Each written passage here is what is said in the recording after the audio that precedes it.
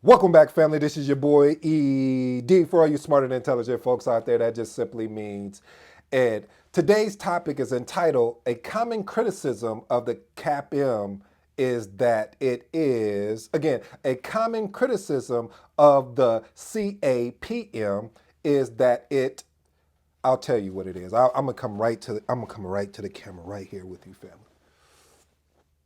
Okay, I'll step back.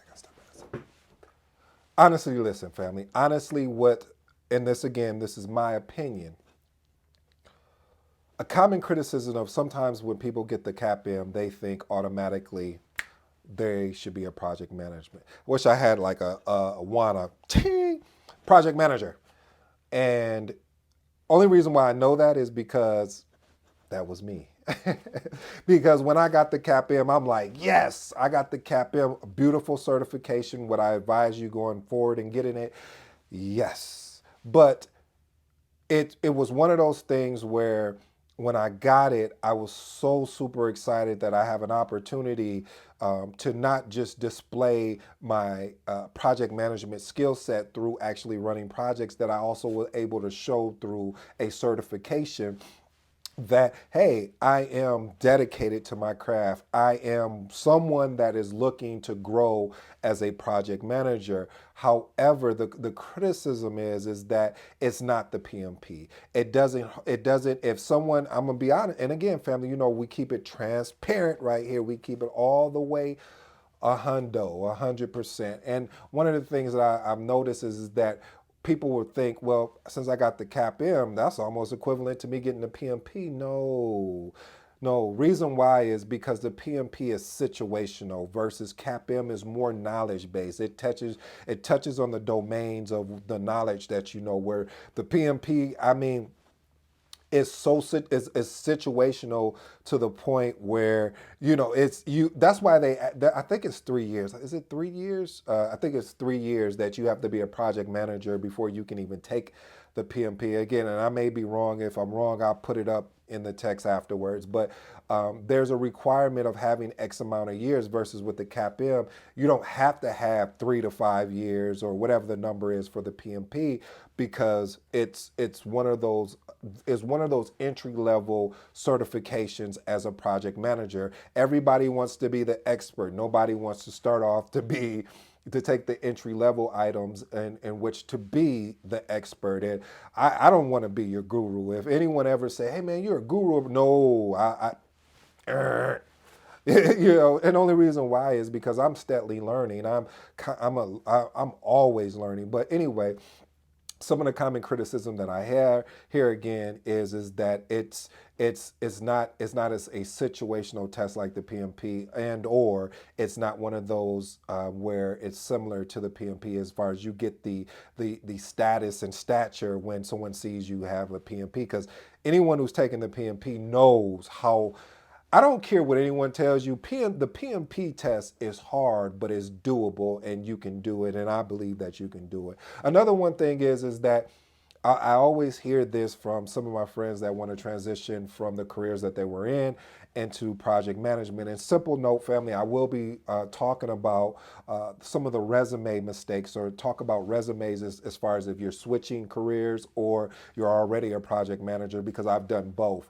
But some of the feedback that I get is that once they get their CAPM or their CAPM certification of associate project manager, the feedback that I have is, well, I can't find a job in project management now.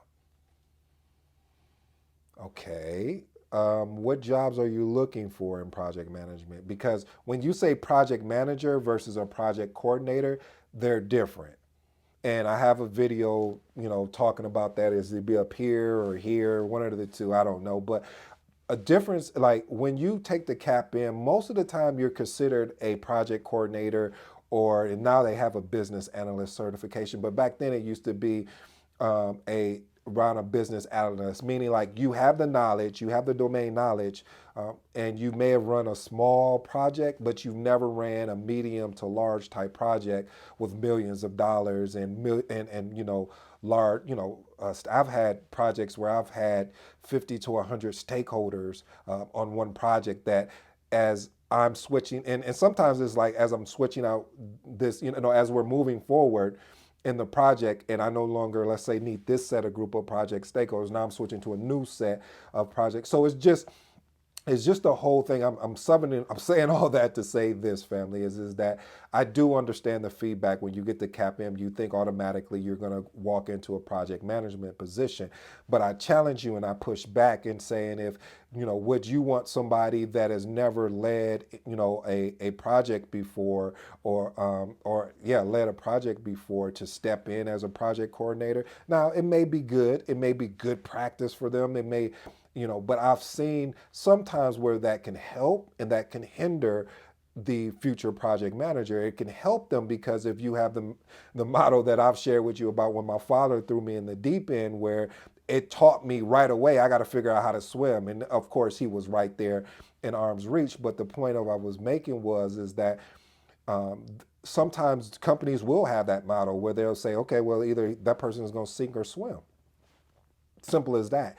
And when you're in that environment, you're already stressed because now you're learning aspect of project management that they may not have taught you in that book. You're learning aspect of project management that coach or that teacher that may have taught you is not aligning to what you're seeing here. So that's why one of the criticism is, well, man, hey, I got the CAPM. Why can't I get in this project management role? Why can't I be leading, multi-million dollar projects or leading huge groups? Because you don't have the experience. And you can't skip the line without that experience. Well, let me take that back. You can skip the line, but I promise you, I'm willing to bet you, if you want to put up money in a secure bank account, that it will be more challenging for you as a project manager compared to going through the process. See, people don't want to respect the process anymore, and that's fine. That's fine. I mean, to each his own. But when I say respect the process, I mean respect the process of being a project coordinator or a business analyst or a project analyst or something that is not the project manager, so you can partner with the project manager, and learn his or her style, and then you take that style and you model it to what makes sense for you. So when you have these criticisms about the CAPM, that you have an expectation of, just because it's sort of like a young kid that just turned 16, 17, got their license, they're expecting to jump into a Tesla or jump into a Ferrari or whatever. We're like, oh, you think I'm going to put you in a car like that and you don't have any experience on the road? You don't have any experience how to handle if a car is coming at you. Do you stay there? Do you understand what defenseless driving? I know there's a difference between when they talk about it in the book. That's why I always say knowledge is awesome, but honestly, applied knowledge is king. Applied knowledge is great. So that's when I look at the CAPM, where I see a lot of people criticizing the CAPM because they expect, because they took the CAPM, that they are certified project managers, which they are, but they're associate project managers. They're not the project management manager, what I truly believe that they were looking for. So with that being the case, family, when you're on this journey, enjoy it. I'm telling you, I have been enjoying this process of starting off with getting the CAPM and then transitioning from the CAPM, capturing the PMP. And I will give you a backstory. I also have my MBA in project management. And because I have my MBA in project management, again, I'm not trying to brag. I don't do that. I mean, I hope you don't, that. I'm just, as Les Brown would say, I'm just trying to impress upon you, not impress you, that the fact that I have been and I'm dedicated to this craft. I almost thought about, I'm going to go over here and do this, but how easily this comes to me now because I've been doing it for a decade or more. It's like, when I say easily, being able to have the talking points and give you some of the bruises that I went through that they didn't teach me in the book, that they didn't teach me when I got my CAPM or my PMP. I had to actually go and live through it. And that's why I truly believe, and I don't want to speak for the Project Management Institute, PMI, but I believe that's why they put the 10-year longer. And again, I need to look that up. I do believe it's 3 years, though, 3 or 4 years. That's why they want you to go through that, because when you've been a project manager for about 3 or 4 years, oh man, you've learned you learn so much. You start learning about money. You start learning about people really more than anything, because you start learning kind of, what gets them motivated to move forward, what demotivates them, how do when do you push, when do you, sit back and wait. So being able to have a people skill set, and my most important, the one that I love, and you guys are probably going to talk about me as we go on, but I don't care anymore, family, because I love to communicate.